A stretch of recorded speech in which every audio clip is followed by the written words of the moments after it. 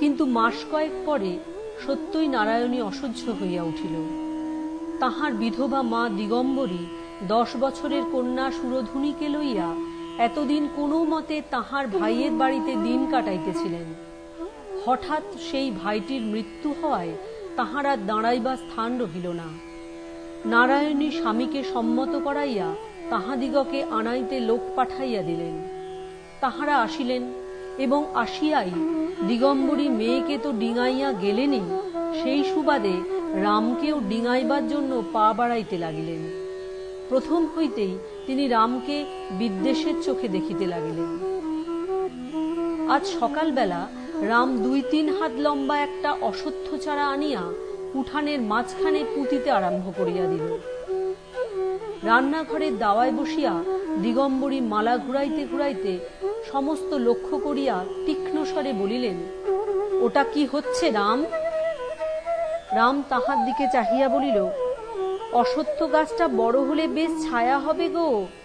Master মশাই বলেছে অশ্বত্থের ছায়া খুব ভালো। গোবিন্দ, যা ঘটি করে জল নিয়ে আয়। ভোলা, মোটা দেখে একটা বাঁশ কেটে আন, বেড়া দিতে হবে, নইলে গরু বাছুরে খেয়ে ফেলবে। দিগম্বরী হাড়ে হাড়ে জ্বলিয়া গিয়া বলিলেন, উঠানের মাঝখানে অশ্বত্থ গাছ? এমন সৃষ্টি ছাড়া কাণ্ড কখনো বাপের বয়সে দেখিনি বাবা। রাম সে কথায় কর্ণপাত করিল না। গোবিন্দ তাহার সামর্থ্যানুযায়ী একটা ছোট্ট ঘটি করিয়া জল আনিয়া উপস্থিত করিয়াছিল। রাম তাহার হাত হইতে ঘটিটি লইয়া সস্নেহে হাসিয়া বলিল, এইটুকু জলে কি হবে রে পাগলা? তুই বরং দাঁড়া এখানে, আমি জল আনিগে। তাহার পর ঘড়া ঘড়া জল ঢালিয়া সমস্ত উঠানটা কাদা করিয়া রাম যখন গাছ পোতা শেষ করিয়াছে, তখন নারায়ণী নদী হইতে স্নান করিয়া ফিরিয়া আসিলেন। দিগম্বরী এতক্ষণ তুষের আগুনে দগ্ধ হইতেছিলেন, কারণ তাহার চোখের সম্মুখেই এই হিতকর বিরাট অনুষ্ঠানটি আরম্ভ হইয়া প্রায় সমাধা হইয়া উঠিয়াছিল। তিনি মেয়েকে দেখিতে পাইয়াই চিৎকার করিয়া উঠিলেন, দেখ নারায়ণী, চেয়ে দেখ, তোর দেওরের কাণ্ডটা একবার দেখ।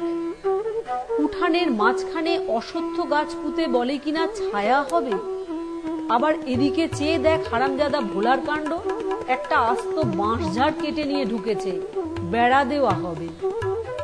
নারায়ণী চাহিয়া দেখিলেন, সত্যই একরাশ বাঁশ ও কঞ্চি টানিয়া আনিয়া ভোলা উঠানে ঢুকিতেছে। ভোলা রামের প্রায় সমবয়সী। নারায়ণী হাসিতে লাগিলেন।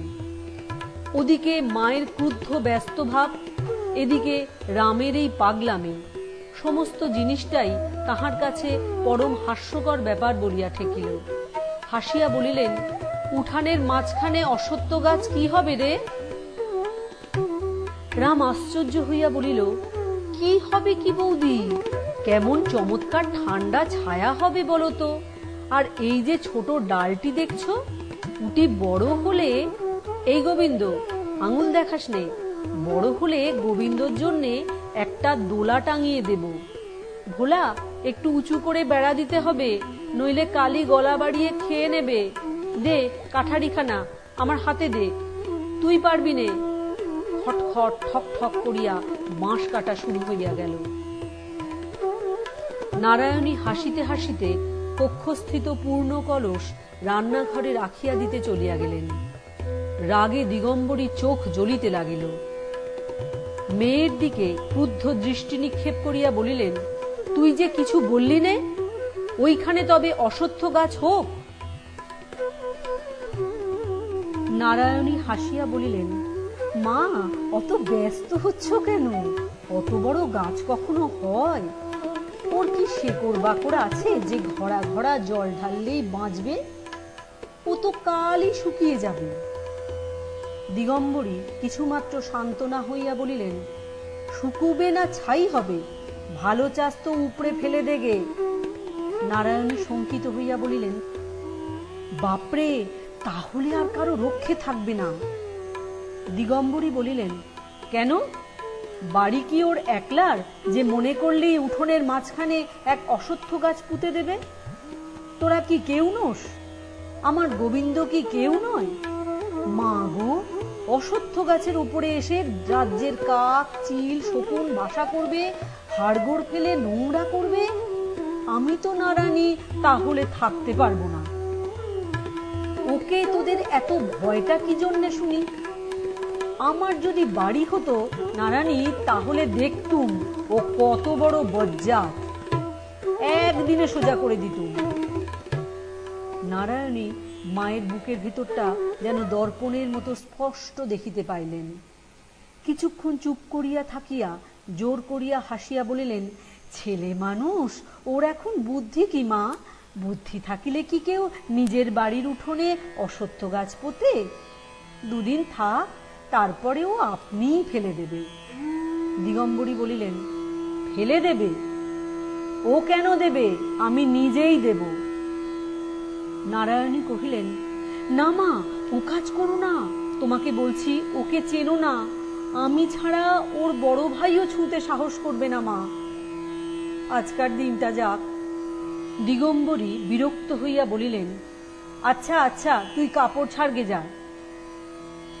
দুপুরবেলা নারায়ণী নিজের ঘরে বসিয়া বালিশের অর সেলাই করিতেছিলেন। নেত্য ছুটিয়া আসিয়া খবর দিল, মা সর্বনাশ হয়েছে, দিদিমা ছোটবাবুর গাছ ফেলে দিয়েছে, সে স্কুল থেকে এসে কাউকে বাঁচতে দেবে না।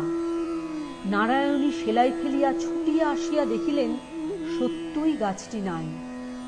বলিলেন, মা, রামের গাছ কি হলো? দিগম্বরী মুখ হাঁড়িপানা করিয়া আঙুল দিয়া দেখাইয়া বলিলেন, ওই। নারায়ণী কাছে আসিয়া দেখিলেন সেটি শুধু তুলিয়া ফেলা হয় নাই, মুছড়াইয়া ভাঙিয়া রাখা হইয়াছে। তখনই নিঃশব্দে তুলিয়া বাহিরে ফেলিয়া দিয়া নারায়ণী ঘরে চলিয়া গেলেন। স্কুল হইতে ফিরিয়া আসিয়া রাম সর্বাগ্রে তাহার গাছটি দেখিতে গিয়া একেবারে লাফাইয়া উঠিল। বই খাতা ছুঁড়িয়া ফেলিয়া দিয়া চিৎকার করিয়া উঠিল, বৌদি, আমার গাছ! নারায়ণী রান্নাঘর হইতে বাহিরে আসিয়া বলিলেন, বলছি এদিকে আয়। না, যাব না। কই আমার গাছ? এদিকে আয় না বলছি। রাম কাছে আসিতেই তিনি হাত ধরিয়া ঘরে লইয়া গিয়া কোলের উপর বসাইয়া মাথায় মুখে হাত বুলাইয়া বলিলেন, মঙ্গলবারে কি অশ্বত্থ গাছ পুঁততে আছে রে? রাম শান্ত হইয়া জিজ্ঞাসা করিল, কেন, কি হয়? নারায়ণী হাসিয়া বলিলেন, তাহলে বাড়ির বড় বউ মরে যায় রে। রাম এক মুহূর্তে ম্লান হইয়া গিয়া বলিল, যা, মিছে কথা। না রে, মিছে কথা নয়, পাঁজিতে লেখা আছে। কই, পাঁজি দেখি। নারায়ণী মনে মনে বিপদগ্রস্ত হইয়া অকস্মাৎ গভীর বিস্ময় প্রকাশ করিয়া বলিলেন, তুই কি ছেলে রে? মঙ্গলবার পাঁজির নাম করতেও নেই, তুই দেখবি কি রে? এ কথা যে ভোলাও জানে। আচ্ছা, ডাকটাকে। এত বড় অজ্ঞতা পাছে ভোলার কাছে প্রকাশ হইয়া পড়ে, এই ভয়ে সে তৎক্ষণাৎ অপ্রতিভ হইয়া তাহার দুই বাহু দিয়া মাতৃসমা বড় বধূর গলা জড়াইয়া ধরিয়া বুকের মধ্যে মুখ লুকাইয়া বলিল, এ আমিও জানি, কিন্তু ফেলে দিলে আর দোষ নেই না বৌদি? নারায়ণী তাহার মাথাটা বুকের মধ্যে চাপিয়া ধরিয়া বলিলেন, না, আর দোষ নেই। তাহার চোখ দুটি জলে ভিজিয়া উঠিল। মৃদু কণ্ঠে বলিলেন, হ্যাঁ রে রাম, আমি মরে গেলে তুই কি করিস? রাম সবেগে মাথা নাড়িয়া বলিল, যা, বলতে নেই। নারায়ণী অলক্ষ্যে চোখের জল মুছিয়া ফেলিয়া বলিলেন, বুড়ো হলুম, মরব না রে। এবারে রাম পরিহাস বুঝিতে পারিয়া মুখ তুলিয়া সহাস্যে বলিল, তুমি বুড়ো বুঝি? একটি দাঁতও পড়েনি, একটি চুলও পাকেনি। নারায়ণী বলিলেন, চুল না পাকতেই আমি নদীর জলে একদিন ডুবে মরব, নাইতে যাব, আর ফিরে আসব না। কেন বৌদি? তোর জ্বালায়। আমার মাকে তুই দেখতে পারিস নে, দিন রাত ঝগড়া করিস, সেই দিন তোরা টের পাবি যেদিন আমি আর ফিরব না। কথাটা রাম বিশ্বাস করিল না বটে, তথাপি মনে মনে শঙ্কিত হইয়া বলিল, আচ্ছা আমি আর কিছু বলবো না, কিন্তু ও কেন আমাকে অমন করে বলে? বললেই বা, উনি আমার মা, তোরও গুরুজন। আমাকে যেমন তুই ভালোবাসিস ওকেও তেমনই ভালোবাসবি। বল, বাসবি? রাম আবার বৌদিদির বুকের মধ্যে মুখ লুকাইল। এইখানে মুখ রাখিয়া সেই দীর্ঘ 13 বৎসর বাড়িয়া উঠিয়াছে। কেমন করিয়া সে এত বড় মিথ্যা কথা মুখে আনিবে? এ যে তাহার পক্ষে একেবারেই অসাধ্য। নারায়ণী আর্দ্র কণ্ঠে বলিলেন, মুখ লুকালে কি হবে, বল। ঠিক এই সময়ে দিগম্বরী দেখা দিলেন। কণ্ঠস্বরে মধু ঢালিয়া দিয়া বলিলেন, কাজকর্ম নেই নারায়ণী? দেওরকে নিয়ে সোহাগ হচ্ছে, নিজের ছেলেটা যে ওদিকে সারা হয়ে গেল। রাম তৎক্ষণাৎ মুখ তুলিয়া চাহিল। তাহার চোখ দুটা হিংস্র সাপদের ন্যায় জ্বলিয়া উঠিল।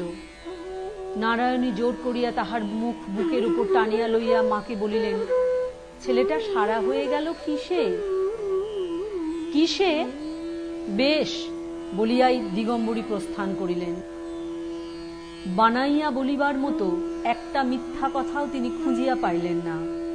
রাম জোর করিয়া মাথা তুলিয়া বলিল, ও ডাইনির আমি গলা টিপে দেব।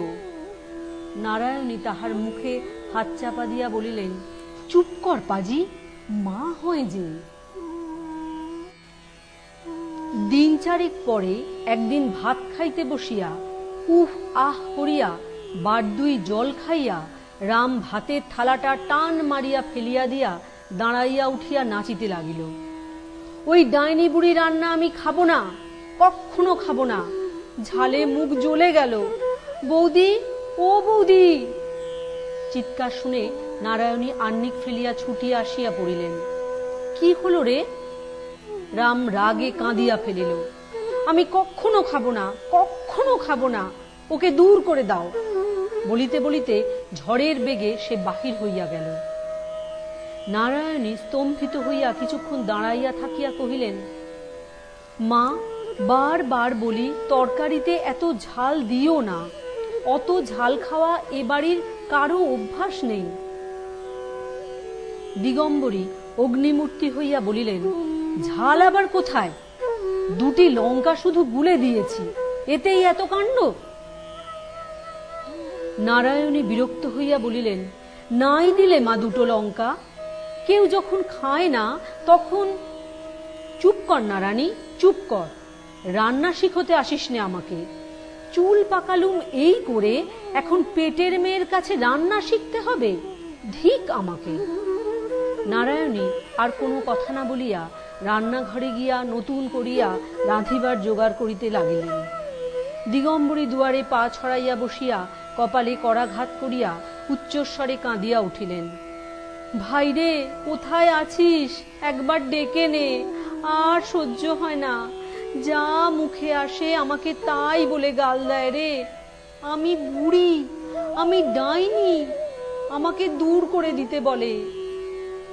আমি এমন মেয়ে জামাইয়ের ভাত খেতে এসেছি, আমার গলায় দেবার দড়ি জোটে না। এর চেয়ে পথে ভিক্ষে করা 100 গুণে ভালো। সুরো, আয় মা, আমরা যাই, এ বাড়িতে আর জলস্পর্শ করব না। সুরধুনী কাঁদো কাঁদো হইয়া মায়ের কাছে আসিয়া দাঁড়াইয়াছিল। দিগম্বরী তাহার হাত ধরিয়া চলিয়া যাইতে উদ্যত হইলেন। নারায়ণী বুটি কাত করিয়া রাখিয়া উঠিয়া আসিয়া পথরোধ করিয়া দাঁড়াইলেন। দিগম্বরী কাঁদিতে কাঁদিতে বলিলেন, না, আটকাস নে আমাদের নারায়ণী, যেতে দে। আমরা অনাহারে গাছতলায় মরব সেও ভালো, কিন্তু তোদের ভাত খাবো না, তোদের ঘরে শোবো না। নারায়ণী হাত জোর করিয়া কহিলেন, কার উপর রাগ করে যাচ্ছ মা? আমরা কি কোনো অপরাধ করেছি? কাদম্বরীর ক্রন্দন অধিকতর উচ্ছ্বসিত হইয়া উঠিল। নাকি সুরে বলিলেন, আমি কচি খুকি নই নারায়ণী, সব বুঝি। তোর ইশারা না থাকলে কি ওর কখনো অত সাহস হয়? আমি ডাইনি, হ্যাঁ, আমাকে দূর করে দাও। আচ্ছা, তাই যাচ্ছি। আমরা তোদের আপদ বালাই, গলগ্রহ, পথ ছাড় বলছি। নারায়ণী মায়ের দুটি পায়ে হাত দিয়া বলিলেন, মা, আজকের মতো মাপ করো। আচ্ছা, উনি আসুন, তারপরে যা ইচ্ছা হয় করো। তাহার পর হাত ধরিয়া টানিয়া লইয়া গিয়া দুই পায়ে জল ঢালিয়া আঁচল দিয়া মুছাইয়া লইয়া একটি পিঁড়ির ওপর বসাইয়া পাখা লইয়া বাতাস করিতে লাগিলেন। ক্রোধটা তাহার তখনকার মতো শান্ত হইল বটে, কিন্তু দুপুরবেলা শ্যামলাল আহারে বসিতেই তিনি কপাটের অন্তরালে কুপাইয়া কাঁদিয়া উঠিলেন। প্রথমটা শ্যামলাল হতবুদ্ধি হইয়া চাহিয়া রহিলেন, পরে একটু একটু করিয়া সমস্ত ব্যাপারটা অবগত হইয়া অর্ধভুক্ত অন্ন ফেলিয়া রাখিয়া উঠিয়া গেলেন। নারায়ণী বুঝিলেন এ রাগ কাহার উপরে। নৃত্যকালী সহ্য করিতে পারিল না। বাড়ির মধ্যে সে ছিল, স্পষ্টবাদিনী। চট করিয়া বলিয়া বসিল, দিদিমা, জেনে শুনে ইচ্ছে করে বাবাকে খেতে দিলে না। চোখের জল তো তোমার শুকিয়ে যাচ্ছিল না দিদিমা, না হয় 2 মিনিট পরেই বার করতে। দিগম্বরী মুখ কালি করিয়া নিরুত্তরে বসিয়া রহিলেন। দুপুরবেলা রাম কোথা হইতে ঘুরিয়া ফিরিয়া আসিয়া এ ঘর ও ঘর খুঁজিয়া তাহার বৌদির ঘরে আসিয়া দেখিল তিনি গোবিন্দকে লইয়া শুইয়া আছেন। ব্যাপারটা তাহার বড় ভালো বোধ হইল না। তথাপি আস্তে আস্তে বলিল, খিদে পায় যে। বৌদি কথা কহিলেন না। সে আরেকটু জোর করিয়া বলিল, কি খাবো? নারায়ণী শুইয়া থাকিয়াই বলিলেন, আমি জানি নে, যা এখান থেকে। না, যাব না, আমার খিদে পায় না বুঝি। নারায়ণী মুখ ফিরাইয়া রুষ্টভাবে বলিলেন, আমাকে জ্বালাতন করিস নে রাম, নেত্য আছে, তাকে বলগে।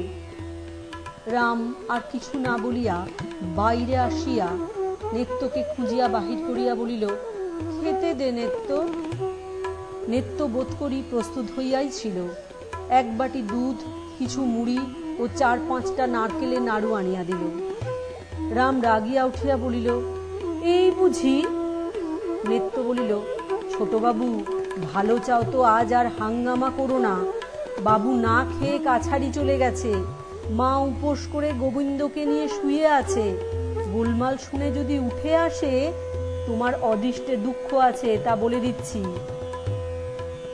রাম তাহা দেখিয়াই আসিয়াছিল, আর দ্বিরুক্তি না করিয়া খানিকটা দুধ খাইয়া মুড়ি ও নাড়ু কোঁচড়ে ঢালিয়া লইয়া পুকুর ধারে গাছতলায় গিয়া বসিল। তাহার আহারে প্রবৃত্তি চলিয়া গিয়াছিল। বৌদি উপোস করিয়া আছে। সে অন্যমনস্ক হইয়া মুড়ি চিবাইতে চিবাইতে ভাবিতে লাগিল, তাহার মুনি ঋষিদের মতো কোনো একটা মন্ত্র জানা থাকিলে এইখানে বসিয়াই সে বৌদির পেট ভরাইয়া দিত। কিন্তু মন্ত্র না জানিয়া কি উপায় যে কি করা যায়, ইহা সে কোনো মতে স্থির করিতে পারিল না। ফিরিয়া গিয়া তাহাকে খাইবার জন্য অনুরোধ করিতে তাহার লজ্জা করিতেও লাগিল।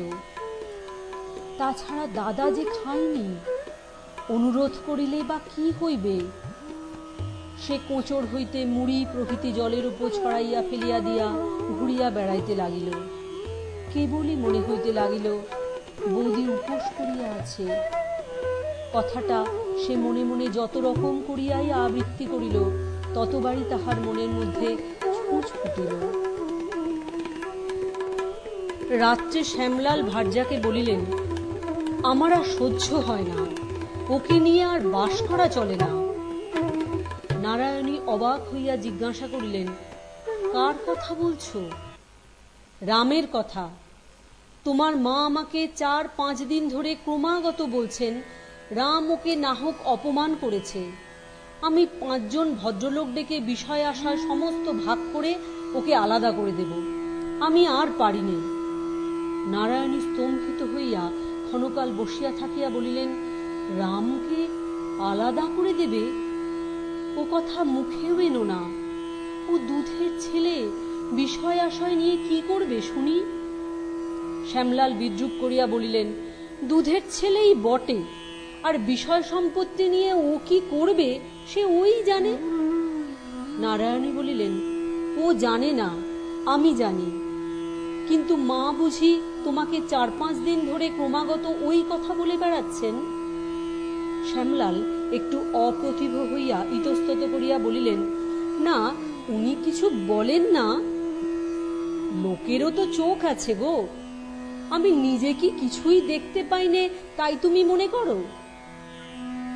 নারায়ণী বলিলেন, না, তা আমি মনে করিনে, কিন্তু ওর কে আছে, কাকে নিয়েও পৃথক হবে? মা আছে না বোন আছে না একটা মাসি পিসি আছে? ওকে রেঁধে খাওয়াবে কে? শ্যামলাল বিরক্ত হইয়া বলিলেন, আমিও সব জানি নে। মুখে বলিলেন বটে জানি না, কিন্তু অন্তরে জানিতেছিলেন। এত বড় সত্যটা না জানিয়া পথ কোথায়?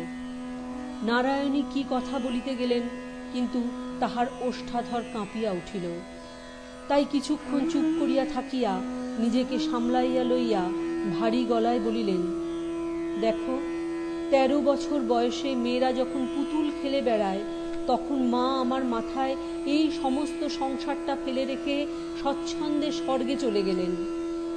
তিনি দেখছেন এ ভার আমি বইতে পেরেছি কিনা। রেঁধেছি, বেড়েছি, ছেলে মানুষ করেছি, লোক লৌকতা, কুটুম্ব, সংসারের সমস্ত এই একটা মাথায় বয়ে বয়ে আর 26 বছরের আধ বুড়ো হয়েছি। এখন আমার ঘরকন্যার মধ্যে যদি হাত দিতে এসো, সত্যি বলছি তোমাকে, আমি নদীতে ডুবে মরব। তখন আর একটা বিয়ে করে রামকে আলাদা করে দিয়ে যেমন ইচ্ছে তেমনি করে সংসার করো। আমি দেখতেও যাব না, বলতেও যাব না, কিন্তু এখন নয়। শ্যামলাল মনে মনে স্ত্রীকে ভয় করিতেন। আর কথা কহিলেন না। কথাটা এইখানেই সে রাত্রে বন্ধ হইয়া রহিল। পরদিন নারায়ণী রামকে কাছে বসাইয়া গভীর স্নেহে গায়ে হাত বুলাইয়া বলিলেন, রাম, তোর এখানে থেকে আর কাজ নেই ভাই, তুই আলাদা কোথাও আলাদা থাকবে যা। পারবি নে থাকতে?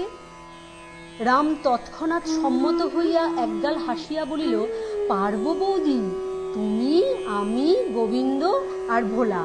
কবে যাওয়া হবে বৌদি? নারায়ণী নিরুত্তর হইয়া রহিলেন।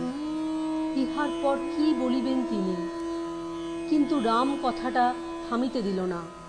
সে উৎসাহিত হইয়া উঠিয়াছিল, বলিল, কবে যাবে বৌদি?